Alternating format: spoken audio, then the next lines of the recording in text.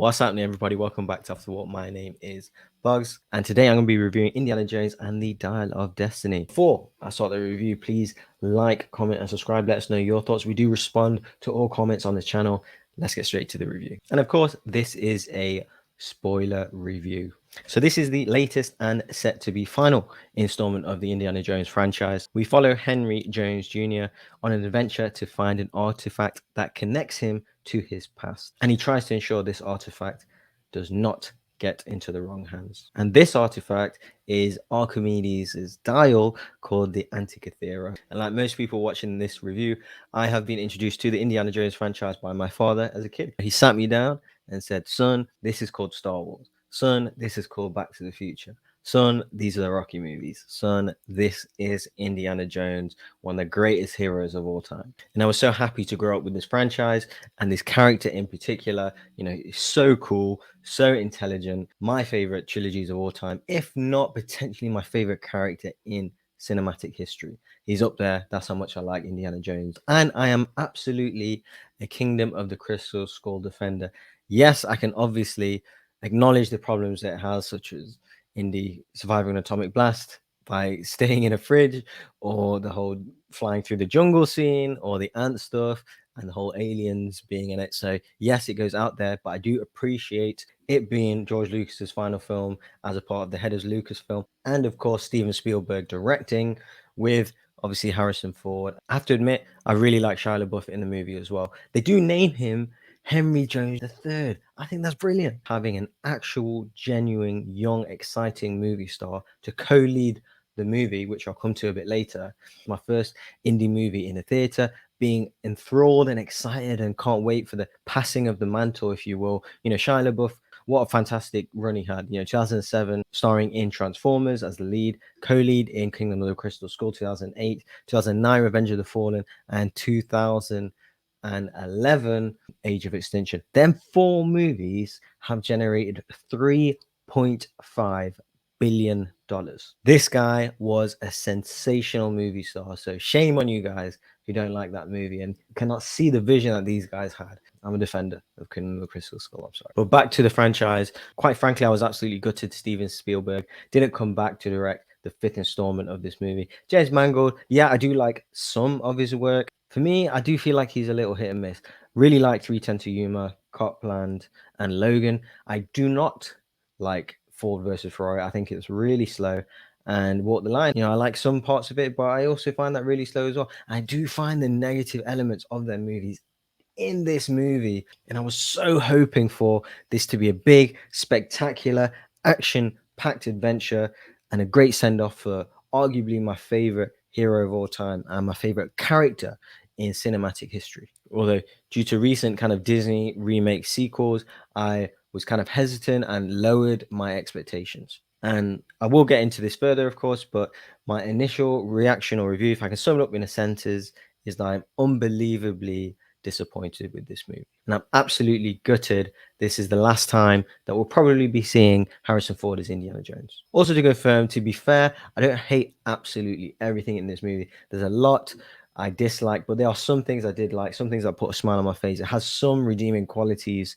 which I'll get into, of course. As I said, some nice moments, some interesting choices, and I did like some of the performances in the movie. It's just a really poor Indiana Jones movie. It has massive flaws. I will answer directly, is this better than Indiana Jones and Kingdom of the Crystal Skull? The answer is unequivocally no. I would rather watch Indiana Jones Kingdom of the Crystal Skull right now than that movie. Kingdom of the Crystal Skull generated $800 million worldwide. This movie will generate half of that worldwide. This movie is a sequel to that, which was released 15 years ago, an Indiana Jones movie starring Harrison Ford in 2023, and it will generate half of what Kingdom of the Crystal Skull has. It's extremely disappointing for multiple reasons. So in short, it is absolutely not the grand epic finale for Indiana Jones that I was hoping for. It was horribly anticlimactic, and the ending in the Kingdom of the Crystal Skull with Indy getting married and kind of nearly putting the hat on, that was much more satisfying. And obviously, don't get me started with the Last Crusade finale, but them two films have a much better finale than this movie. I do want to speak on the positives. The de-age opening sequence for the first 15 or 20 minutes was quite frankly very good. I was super impressed with everything that they did there. Yes, let's just firstly address the CG and the de-aging technology that they've used. It is not perfect. I'm perfectly fine with that. I can suspend my disbelief based on the story, and everything else that's shot. The setting that they're in, obviously it's Harrison Ford as an 80-year-old man doing the motion capture, and obviously his voice. But we know, like Kingdom of the Crystal Skull, he was 65. I know what an old grizzled Indiana Jones sounds like. Obviously, this opening sequence was set just after the original trilogy, so him having a grizzled 80-year-old man, but that's perfectly fine to me. I've heard this over the last two movies, perfectly acceptable. This obviously the CG at times it looks computer game-ish, his face, but so what? Spend the disbelief of a DH. I understand what they were trying to do, and that completely felt like it was pulled out of something like The Last Crusade or the something out of the original trilogy. Love all of the comedic stuff that they did, the action stuff, the fighting, what they were doing. Toby Jones's performance, I thought was all really in vain. I was literally getting more comfortable in my seat. You know, obviously really tense at the beginning of it, thinking, oh no, are they going to ruin Indiana Jones for me? Or Harrison Ford has a good sign off. And then kind of just being completely relaxed every 5 minutes. I'm thinking, what is everyone going on about? This is great. I'm loving this. So the opening sequence is set in 1944. There's athleticism from Indy. There's punching Nazis left and right. There's danger. There's running. There's action. Like I said, there's a shootout. There's effects. Very fun. Very enjoyable sequence. And quite frankly, I wish the whole movie was like this. Or in this vein at the very least. Maybe not obviously de-aged Harrison Ford, but even still, I think that I would potentially watch that. What a good effort that first 15-20 minutes was. Unfortunately, that's where the positives kind of end. I will say that Harrison Ford did give a better performance than I thought it would. As an 80-year-old man, clearly there is less action in this. It's more adventure, more driving, more escaping. John Williams did help as well, particularly with the opening scene. Overall, the music can be quite positively distracting. And some of the acting, you know, was fine as well. So Mads Mikkelsen, obviously he's a fantastic actor. I did enjoy his performance, although it wasn't the most in-depth villain I've ever seen. But I understand the motives. He just plays a great villain, you know, whether it's Indiana Jones, whether it's Marvel, whether it's, you know, James Bond, etc. I thought Toby Jones was another standout. It was really nice to see him getting some action. Boyd Holbrook, I thought, you know, he plays a thug, you know, and I thought he did that fine. Didn't have loads to do, but I felt like he had a lot of screen time, so I was reasonably happy with him. I think it's Thomas Kretschmann who plays the lead Nazi on the train who gets kind of killed by Toby Jones actually and gets kicked off the plane by Indy. But I always like him. You know, I've seen a few German movies, you know, Downfall, etc., where he's in it and he's always a standout. Maybe it is the indie fan in me or the sci-fi intrigue. I didn't feel like the movie actually dragged that much. I wasn't too uncomfortable with the runtime. Obviously, it's an incredibly long movie, but I was interested somewhat to see what they were going to do with the dial in terms of, obviously, it was pretty obvious that we're going to go back in time, but what exactly did that look like? What kind of year did they go? Because the way the movie alluded to, and obviously Indy's talking about, you know, his loss and, you know, losing his son and getting a divorce, and he said if, you know, he did literally mention if he could go back in time, what would he do? It would go back to warn his son. I actually thought that he was going to do that. Even at the end with obviously Marion there in the apartment, I actually thought that somehow they went back in time to get him and Shia LaBeouf was going to be there. Obviously that didn't happen, but I do like the magical, supernatural, mythical elements of the Indiana Jones franchise. So I did want to see what they were going to do. It was obviously dragging on. The middle part is massively long, chase scene to chase scene, country to country. I did want to see where they were going with it. Unfortunately, that is where the positives will end. So I'm going to get onto things I didn't like. How long have you guys got? So I think you guys know where I'm going to go to now. It is Phoebe Waller-Bridge's character by the name of Helena Shaw. She plays the goddaughter of Toby Jones's character, where we see obviously Indy is, you know, very close with and stuff. By far the worst character I have ever seen in an Indiana Jones movie. She was offensively bad. Constant disrespect, quite frankly annoying. The personal relationship between Phoebe Waller-Bridge's Helena and Indiana Jones is absolutely horrible. It is the worst chemistry, relationship, partner I've seen in any Indiana Jones movie or in the whole franchise. She was constantly insulting him, trying to offend him, being disrespectful to him. He had an endearing nickname for her, you know, Wombat.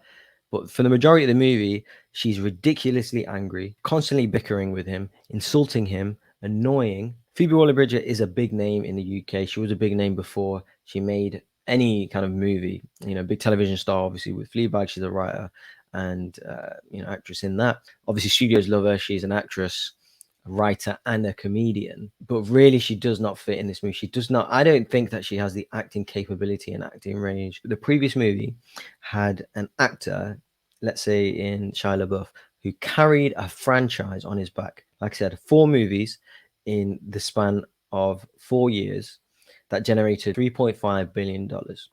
Phoebe Waller-Bridge has been a solo and a couple of independent projects. Why do Lucasfilm consistently, is Indy's last big adventure of everything good they've done in this franchise? Why do we want to see this pair together? In effect, she was teasing him for him being old. Like, this is incredibly bad, right? That this movie is offensively bad, and this character is. And the fact that she saved him at the end with that punch, I mean, it happened so quick. I couldn't really believe what I said. Bear in mind that punch, you know, Indy was shot and injured and was being punched by Boyd Holbrook in the face, okay, and injured, okay. He was not knocked out. Why is it Phoebe Waller-Bridge's character knocked him out as well? All of the action stuff that she could do, and she was, you know, often more proficient than him. You know, with the driving, with the fighting, you know, jumping from the tuk-tuk to the car, and you know, doing all the whole general adventure stuff. I couldn't believe what I was watching. Why are young people going to watch it? Like I said, with Shia LaBeouf, I know I keep talking about Shia LaBeouf, but with Shia LaBeouf, he's exciting, he's cool, he leads franchises, he generates billions upon billions. So that is the genius of George Lucas and Steven Spielberg, to put someone like that front and center in the movie, and obviously have the intention to pass on the mantle. Obviously, it hasn't worked out, of course, that way. But why are young people going to watch Phoebe Waller-Bridge tell off Indiana Jones for this movie? It makes no sense. These guys are so out of touch with modern audiences and what we want, and it's going to be reflected in the box office. She's completely unfunny in the movie, and I was bitterly disappointed from start to finish she was in. And how people are saying that this performance or this character is brilliant, no, it's going to lose hundreds of millions of dollars. But this is not the bond or relationship I wanted to see for Indiana Jones. This is like Indiana Jones and the destruction of legacy. This is how you destroy a character and destroy a fan base. I had almost no expectations going in. I'll just give him a good send off, you know, even if he gets killed off, just look after him. And what they did was probably worse. Next point is, why is Indy not revered in this world, in this universe? Why is he bitter, old, disgruntled man? What they've done the same thing as they did in the kind of Star Wars sequel trilogy with Luke Skywalker and with Han Solo. They're both disgruntled, bitter old men who have not moved on from the past. Why? Why do we want to see this? Why is this interesting and compelling? You could have done so many things with this character. At the end of Kingdom of the Crystal Skull, he is an associate dean of that university. Why is he now back lecturing kids who are completely uninterested in what he's doing? Bear in mind, the previous movies, the kids were absolutely in love with him, hanging on his every word, and you know, him having so much charisma and so being so popular. And now, like, no one's paying attention in his class.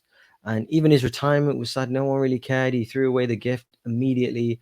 The character choices are absolutely unbelievable. And the scene when he has his shirt off at the beginning, you know, when they did the transition from the DH stuff to modern day, you're showing an 80-year-old man without his shirt off, walking around telling people to take the music down. I mean, it's really, really sad. Really sad. That parade during the middle sequence of the movie, that they should do parades like that for Indiana Jones.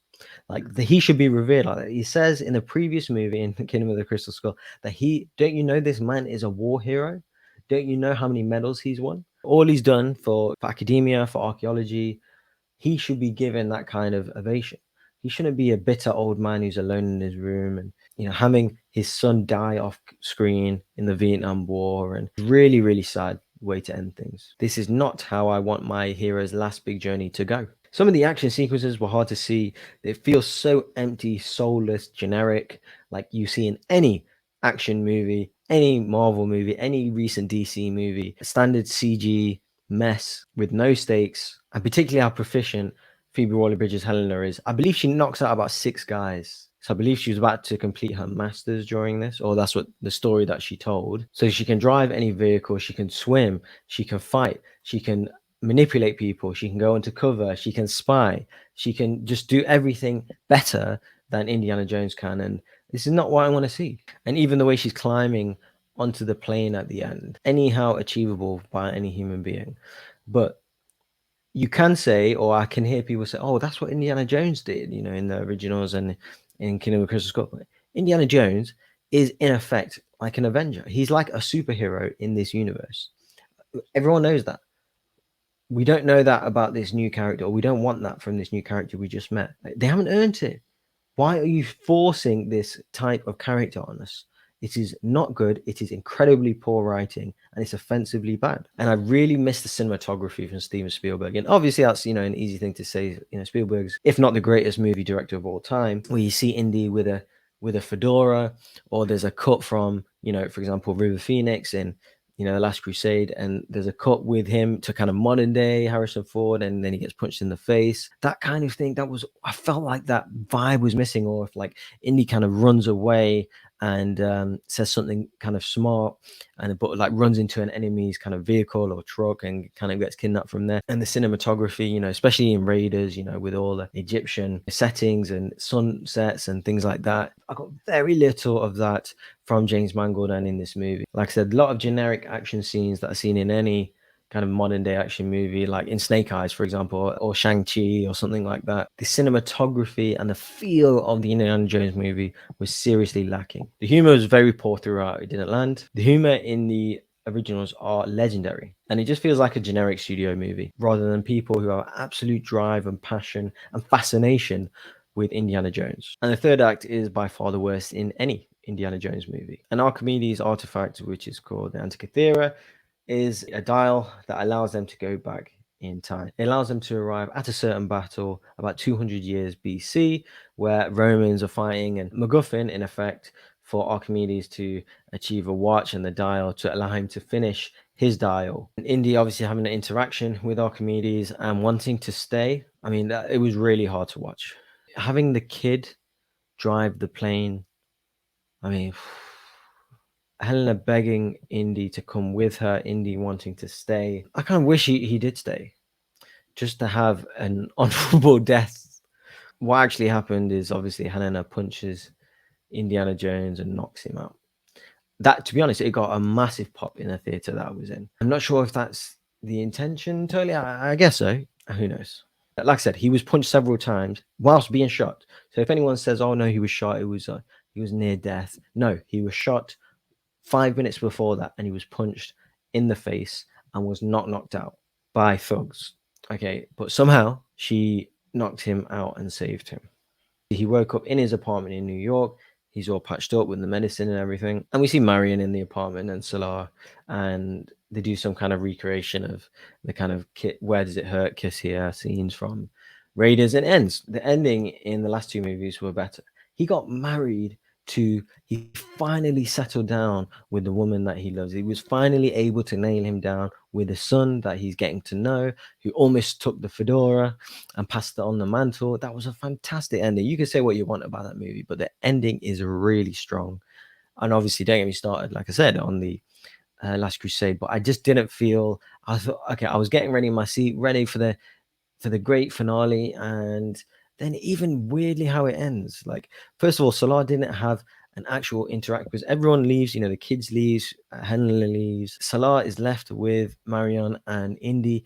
They don't have an actual interaction. Obviously, they had scenes together in Raiders, and it's been 43 years since that movie came out. Go over and hug them both, or say it's great. I don't know. Just say something, stand out. And he didn't. He just walked out and sang down the corridor. They kiss, and then they have the whole weird circle, that the hat kind of dangling with the whole circle Looney Tunes thing, as if, oh, there's one more adventure. And he ends up with Marion again. Didn't the last movie finish like that? So what was the point splitting up and putting them back together? How is that a fantastic ending for Indiana Jones? He did this in the last movie. It was like a double whammy. I didn't get time to settle with a ridiculous time travel element of the story. The time travel element, by the way, is absolutely pathetic and creatively bankrupt. And then straight into it seemed like a rushed anticlimactic letdown of a scene where Marion comes back and gets with Indy. Okay, we've seen that before in the last movie. Why are you just copying the same thing? So I do think that this wasn't the actual end of the movie. They've had to mesh a few things together. But to summarize, this movie is tedious, depressing, and offensively bad. It really hurts. It really hurts. This is how they end.